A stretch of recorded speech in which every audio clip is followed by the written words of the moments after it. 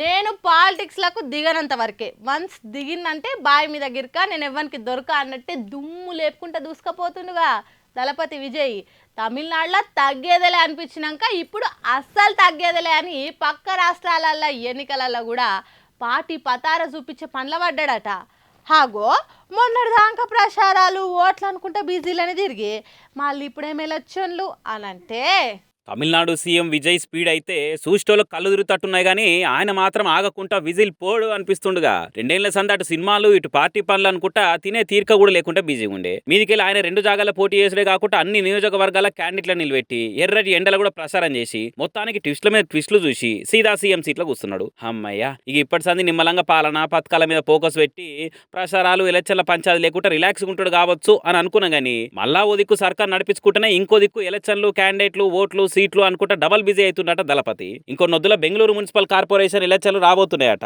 ఆడ కూడా టీవీకే తరపున అభ్యర్థులను నిలబెట్టి కర్ణాటకలో కూడా విజయ్ మానియా ఏందో చూపించే ఆలోచనలు ఉండని గట్టిగానే వస్తున్నది. తమిళనాడులో అంటే ఆయన సొంత రాష్ట్రం కాబట్టి పార్టీ పెట్టిండు, పబ్లిక్ ఓకే అంటే సీఎం అయింది. కానీ బయట రాష్ట్రాల్లో కూడా అంత సీన్ ఉండొద్దా అని అంటే అన్ని చూసుకొనే వెనక ముందు అరుచుకొనే రంగంలో దిగుతున్నాడట దళపతి. బెంగళూరులో సెటిల్ అయిన తమిళనాడులో ఏం తక్కువ 20 లక్షల మంది దాక్కున్నారట.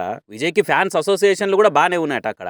మొన్న టీవీకే గెలవంగానే తమిళనాడుకు తగ్గకుండా ఆడ కూడా స్వీట్లు వంచి సెలబ్రేషన్స్ తోని విజయ్ వైబ్రేషన్స్ పుట్టించారట. అందుకే ఉడుకు గెలిచిన ఊపు మీద ఆడ కూడా పార్టీ పతార చూపించి జెండా ఎగరేద్దాం అనుకుంటున్నారట జననాయకన్. ఇక ఇది ఇట్లుంటే ఇంకో దిక్కు తిరుచి ఈస్ట్ సీటు మీద కూడా కొత్త ముచ్చట్లు వస్తున్నాయి. విజయ్ పెరంబూరు తిరుచి ఈస్ట్ 2 జాగాల్లో ఎమ్మెల్యేగా పోటీ చేసి ఉండే కదా. ఇక రెండిటి కాడ రికార్డులు పక్కన వాళ్ళకి తీరు భారీ బంపర్ మెజార్టీతో గెలిచిండు. అయితే పెరంబూరుకేలే ఎమ్మెల్యేగా ఉంటా అని తిరుచి ఈస్ట్ ను విడిచిపెట్టుకున్నాడు. దాంతో ఆ సీటుకు మళ్ళా ఎలక్షన్లు రాబోతున్నాయి. అయితే సోషల్ మీడియా అనలిస్టుల ప్రకారం విజయ్ ఆ సీట్ల త్రిషను నిలబెట్టబోతున్నాడు, ఆమెను కూడా ఎమ్మెల్యేని చేయబోతున్నాడు అని అనుకుంటా పుకార్లు పెట్రోల్ ఖర్చు లేకుండా మస్తుగా షికార్లు చేసినాయి కదా. కానీ నిన్నయాలని వస్తున్న కొత్త ముచ్చట ఏంటంటే నిజాయితీ పరుడని పేరు తెచ్చుకున్న మాజీ ఐఏఎస్ సహాయం సార్ని తిరుచి ఈస్ట్ నియోజకవర్గంకి వెళ్ళి పోటీకి నిలబెట్టాలని చూస్తున్నట.